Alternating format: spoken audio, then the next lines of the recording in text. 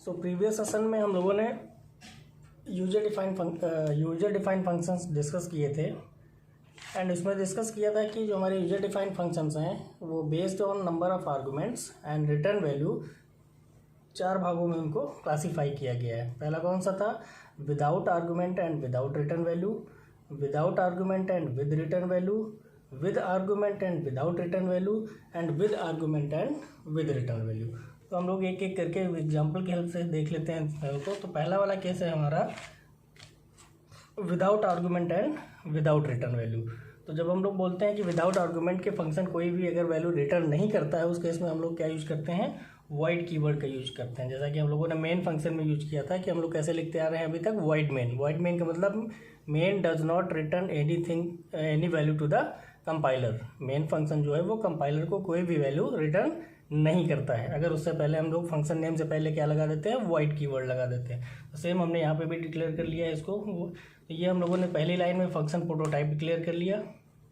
Void एक सम नाम का फंक्शन है, उसके अंदर कोई भी आर्गुमेंट्स नहीं है। हम लोग एक प्रोग्राम देखते हैं, बनाते हैं 2 नंबर को ऐड करने का, और इस प्रोग्राम को 2 नंबर को ऐड करने के प्रोग्राम को हम लोग जो हमारे पास चारों क्लासिफिकेशन है उनके बेस पे हम लोग इसको देखते हैं 1 बाई 1। फिर हमने क्या किया, हमारा मेन फंक्शन आ गया। मेन फंक्शन के अंदर हमने क्या कर लिया, यहाँ पे फंक्शन की कॉलिंग की। यहाँ पे हमने क्या किया, फंक्शन को कॉल। फर्स्ट लाइन में हमने क्या किया, फंक्शन को डिक्लेयर। देन कॉल करने के बाद क्या होगा, फंक्शन को हमें डिफाइन करना होगा। तो वॉइड सम, ओके, जैसा कि हम लोग करते आ रहे हैं, 3 वेरिएबल्स ले लिए हमने, ए बी एंड रिजल्ट नाम से। 2 वैल्यूज एंटर करा ली, स्कैन करवा लिया, ए प्लस बी, उसको एक रिजल्ट नाम के वेरिएबल में स्टोर कर दिया। देन हमने रिजल्ट को यहाँ पे प्रिंट करा दिया। तो यहाँ पे हमारा क्या हो रहा है, फंक्शन कॉलिंग हो रही है। कोई भी फंक्शन रन होने के बाद, फंक्शन कंप्लीट होने के बाद, कोई भी वैल्यू जहाँ से इसको कॉल किया जा रहा है वहाँ को उसको रिटर्न नहीं कर रहा है। तो ये कौन सा केस हो गया हमारा?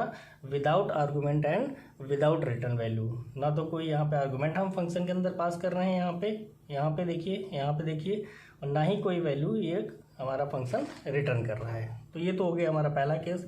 दूसरा केस हमारा कौन सा है? With return value and without argument.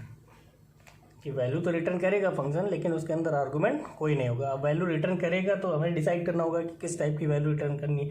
तो हम लोगों ने अभी तक यहाँ पे किस पे काम किया, इंटीजर टाइप की वैल्यू ले रखी है। तो जाहिर सी बात हमारा फंक्शन किस टाइप की वैल्यू रिटर्न करेगा? इंटीजर वैल्यू रिटर्न करेगा। तो ये चीज़ हमने डिफाइन कर ली। तो ये हमने यहाँ पे देखिए क्या किया, इंट सम।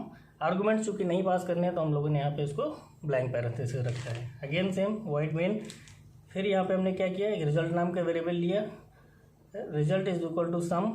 ये हमने फंक्शन कॉलिंग की है। यहाँ पे कॉल करने के बाद चूँकि ये रिटर्न टाइप वाला केस है, तो जो भी वैल्यू रिटर्न होके आएगी जब फंक्शन डेफिनेशन एग्जीक्यूट करेगी, उसकी वैल्यू कहाँ पे स्टोर हो जाएगी? हमारे यहाँ के RES रिजल्ट नाम के फंक्शन वेरिएबल में हमारी वैल्यू स्टोर हो जाएगी, और रिजल्ट को हम क्या करेंगे, प्रिंट करा देंगे। तो जब हम फंक्शन कॉल होता है, तो जब कॉल किया जाता है फंक्शन को, तो कंपाइलर जब कहाँ पे जंप कर जाता है, उस फंक्शन की डेफिनेशन पे।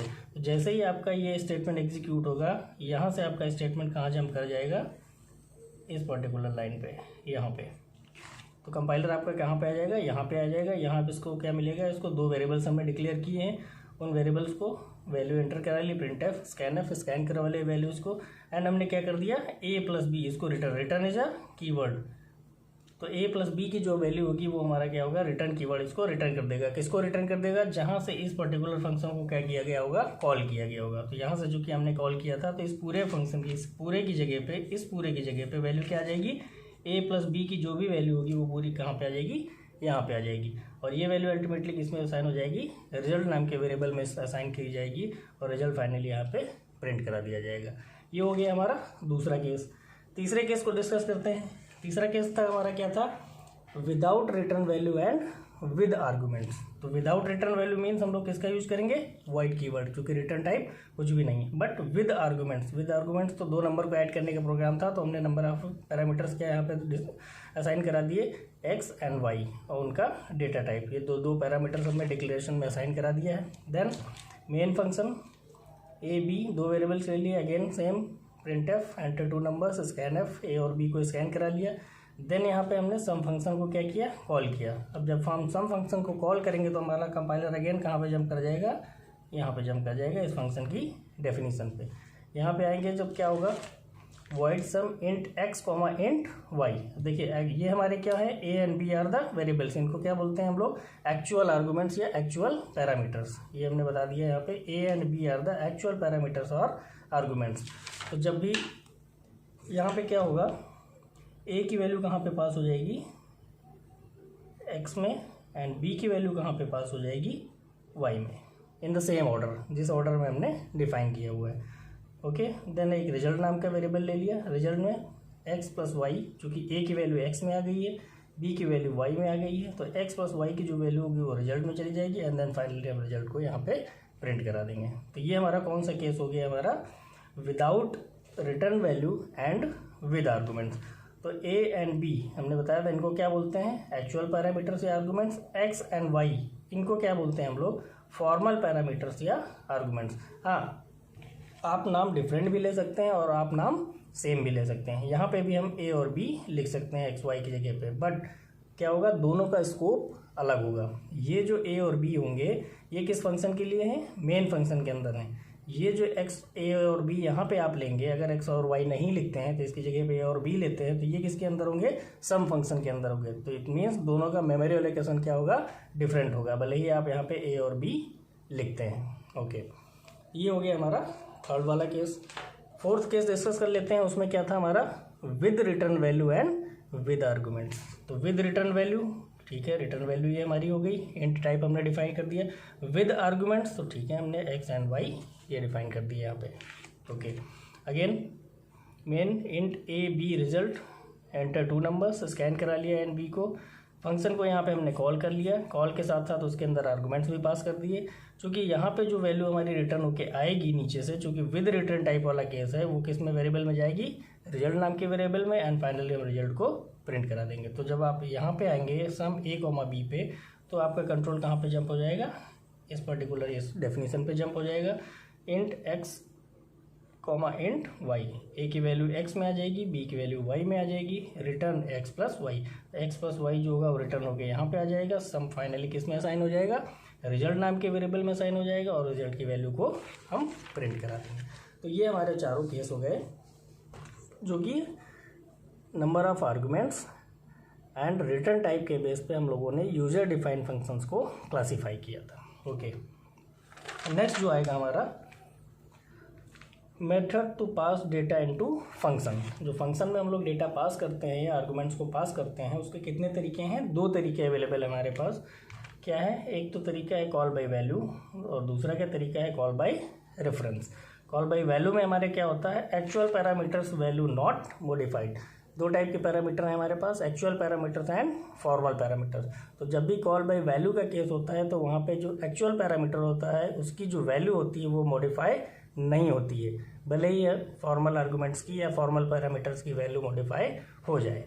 But in case of call by reference, जो हमारे एक्चुअल पैरामीटर्स की वैल्यू होती है वो मॉडिफाई हो सकती है बेस्ड ऑन फॉर्मल पैरामीटर्स। तो एक एक करके दोनों को डिस्कस कर लेते हैं। पहले देख लेते हैं हम लोग कॉल बाय वैल्यू, इसमें क्या होता है। अच्छा, ये आपके एग्जाम पॉइंट ऑफ व्यू से भी इम्पॉर्टेंट है।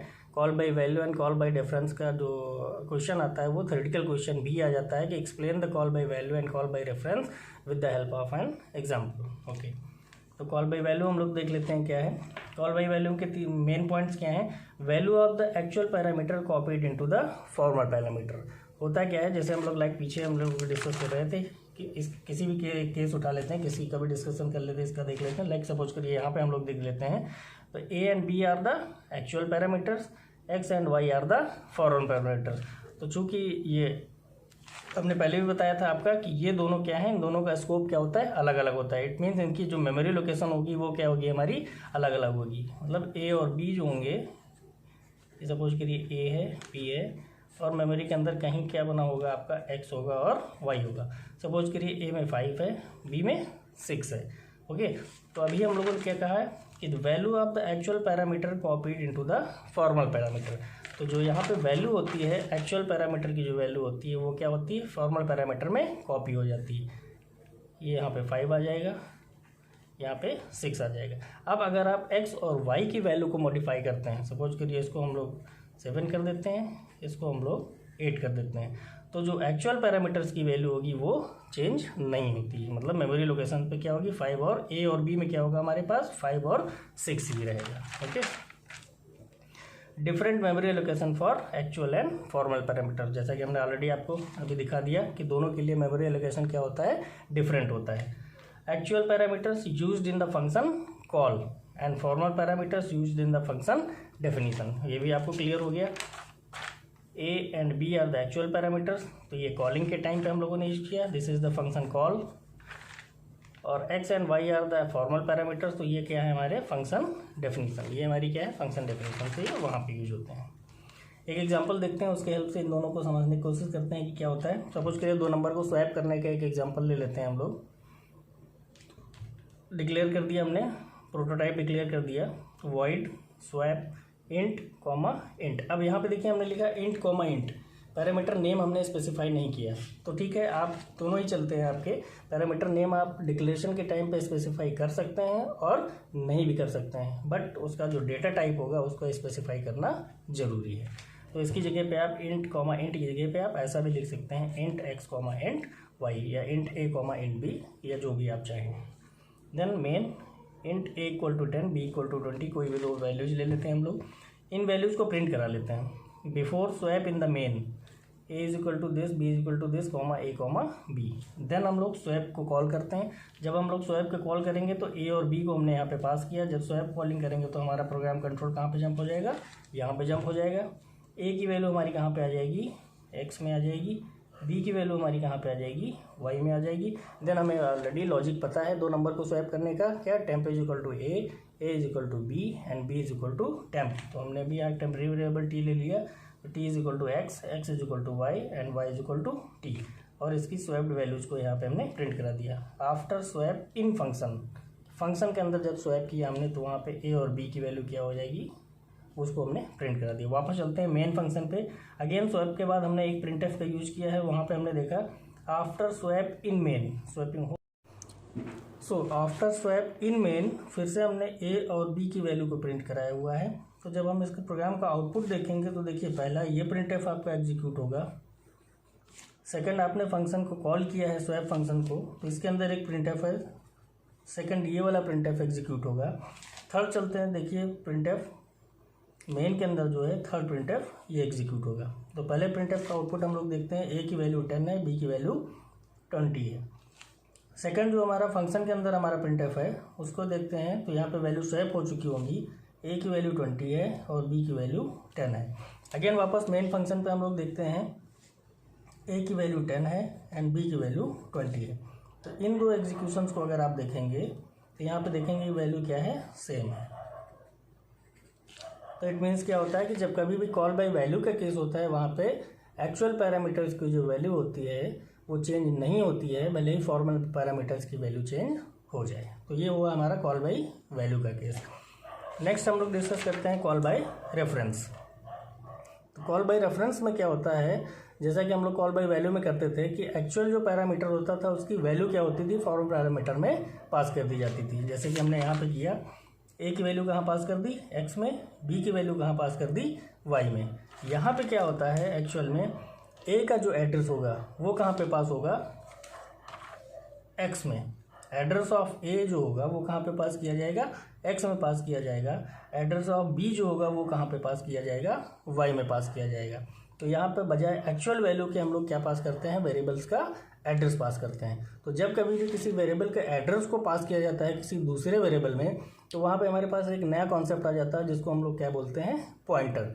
तो पॉइंटर क्या होता है हमारा, pointer is a variable that holds the address of another variable. तो ये हम लोग नेक्स्ट चैप्टर में पढ़ेंगे, अगले सेशन में पढ़ेंगे, देखते हैं क्या वहाँ पे देखेंगे कि पॉइंटर क्या होता है। दूसरी चीज़ कॉल बाय रेफरेंस में क्या होती है, value of the actual parameter can be modified by the changing formal parameters. कि जब अगर आप फॉर्मल पैरामीटर चेंज करेंगे तो आपके एक्चुअल पैरामीटर की वैल्यू क्या हो जाएगी, चेंज हो जाएगी। और तीसरी बात क्या है हमारी, memory allocation is the same for both. दोनों ही केस के लिए, एक्चुअल पैरामीटर्स के लिए भी और फॉर्मल पैरामीटर्स के लिए भी जो मेमोरी एलोकेशन होता है वो क्या होता है हमारा, सेम होता है। बट इस कॉन्सेप्ट को हम लोग डिस्कस करेंगे बाद में डिटेल में, जब हम लोग पॉइंटर पढ़ लेंगे। ओके।